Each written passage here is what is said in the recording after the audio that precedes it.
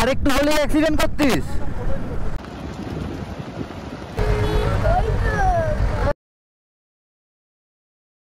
Just কয়েক সেকেন্ডের জন্য বাঁচলাম।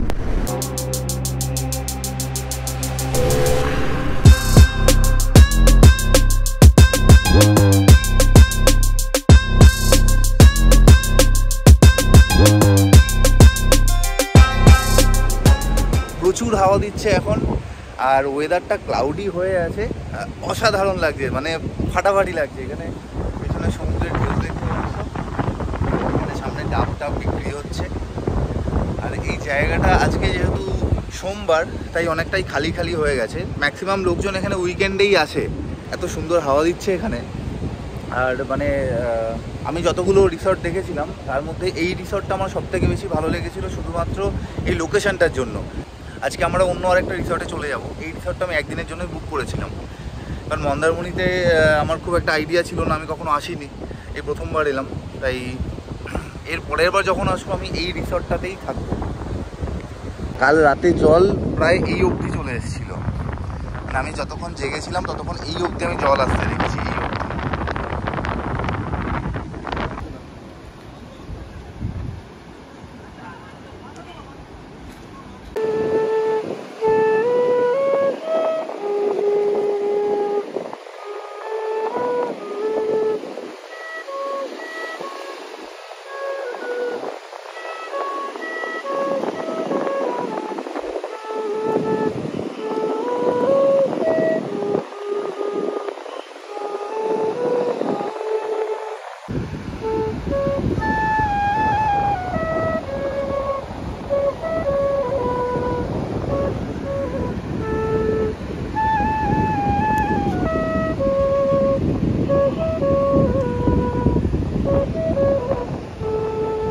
দেখতে পাচ্ছ আমাদের জিনিসপত্র গোছানো হয়েই গেছে, আমরা চেক আউট করবো একটু পরেই। শায়ানের হেলমেট, আমার হেলমেট। আমার এই হেলমেটটা আশা করি তোমরা কোনো ভ্লগে আমার দেখোনি, আমি ফার্স্ট টাইম একে নিয়ে কোনো ট্রিপে এলাম। আদারওয়াইজ এটাকে আমি লোকালেই পরতাম, লোকালে বেরোনোর জন্য। এটা আমার খুব প্রিয় হেলমেটগুলোর মধ্যে একটা।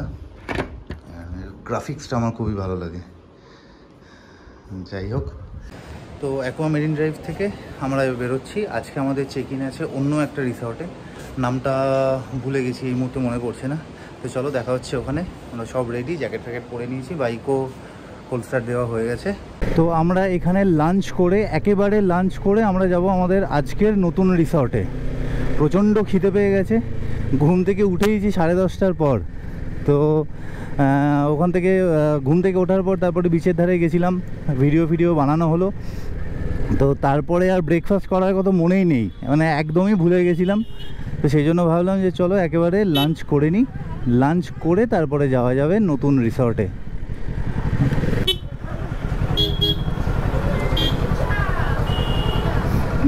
ঘুরতে এসছো না এখানেই থাকো?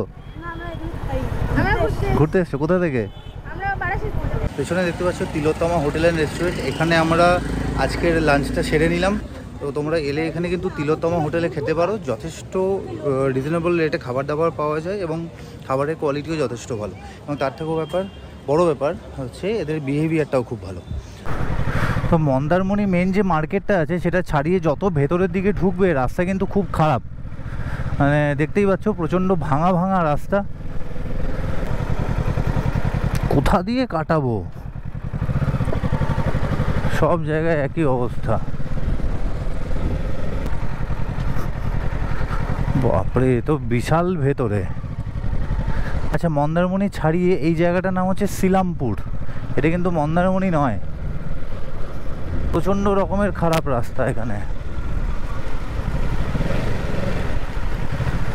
অসম। একটা মেয়ে চালাচ্ছে থার, দারুণ লাগে। আর এই যা রাস্তা, আহা কি আর বলবো।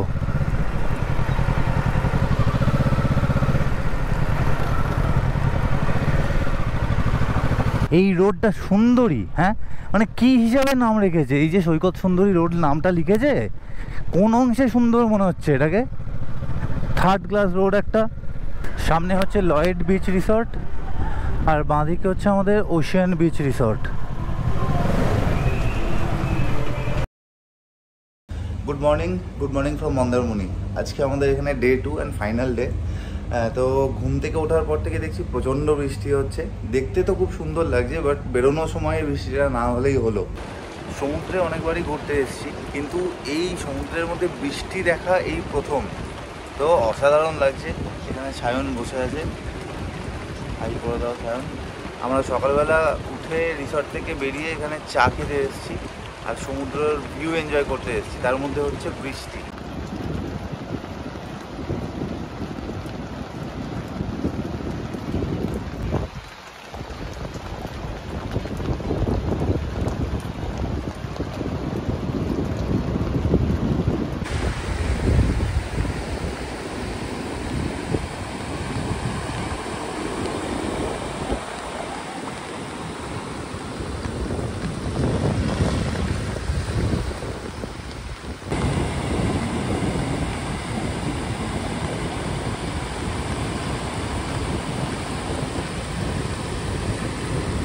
সমুদ্রে বৃষ্টি দেখা কিন্তু আমার লাইফে এই প্রথম।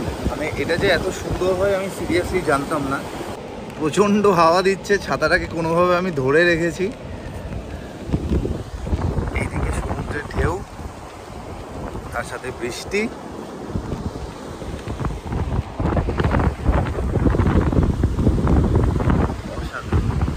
সিরিয়াসলি অসাধারণ, আমি বলে বোঝাতে পারবো না।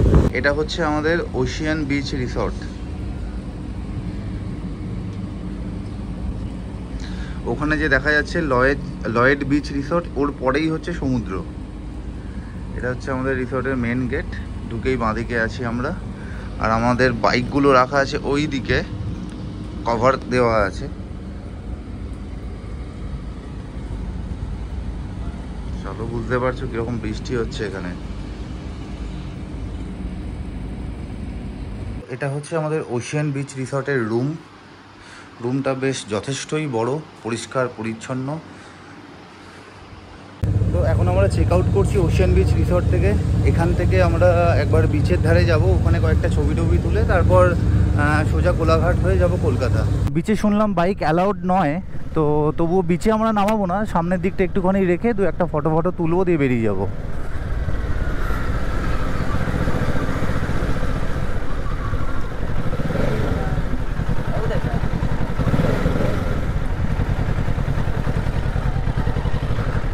আর মন্দারমণিতে এলে যেমন ভালো ভালো রিসর্ট আছে, রিজনেবল রিসর্ট আছে, তেমনি কিন্তু রিজনেবল খাবারের দোকানও আছে। তো তোমাদের যে সবসময় রিসর্টে বসেই খেতে হবে এরকম কিন্তু কোনো ব্যাপার নয়। রিসর্ট থেকে বেরিয়ে এসে তোমরা দুপাশেই কিন্তু, রাস্তার দুপাশেই কিন্তু প্রচুর খাবার দাবারের দোকান দেখতে পাবে, এবং এখানে খাবারের রেট মোটামুটি ঠিকঠাক। দেখো, এই সব পায়তারাগুলো মারে বলেই অ্যাক্সিডেন্টই হয়। Triple carry without helmet. আরেকটু হলে অ্যাক্সিডেন্ট করতিস। এখন দাঁড়ালে হবে না, দেরি হয়ে গেছে ভাই, এখন দাঁড়াতে পারবো না, দেরি হয়ে যাবে ভাই, দেরি হয়ে যাবে।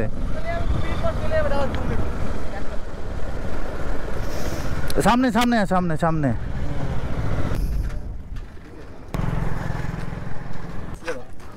ঠিক আছে ভাই, সাবধানে চালা, ওইভাবে ওই টেনে যাস না। বাইক আসলে অনেকেই ভালোবাসে, তো বাইকের সাথে ছবি তুলতে পেরে ওরাও খুশ, ওদের দেখে আমিও খুশ। চলো।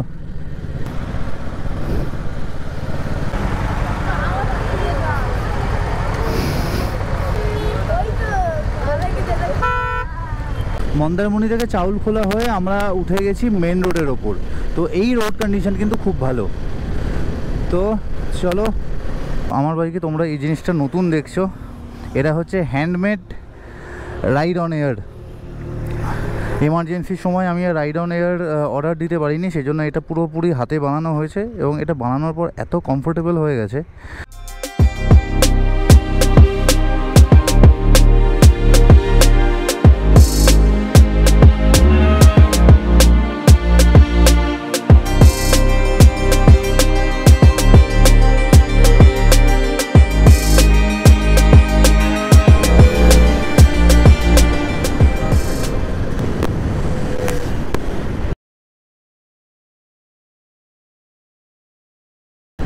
এই বাপরে, আর একটু হলেই অ্যাক্সিডেন্ট হতো, আর একটু জাস্ট কয়েক চুলের জন্য বাঁচলাম, জাস্ট কয়েক সেকেন্ডের জন্য বাঁচলাম, আর একটু হলেই অ্যাক্সিডেন্ট হতো। আমি যদি ওখানে ব্রেকটা না মারতাম সেও অ্যাক্সিডেন্ট হতো ওই জায়গাটায়।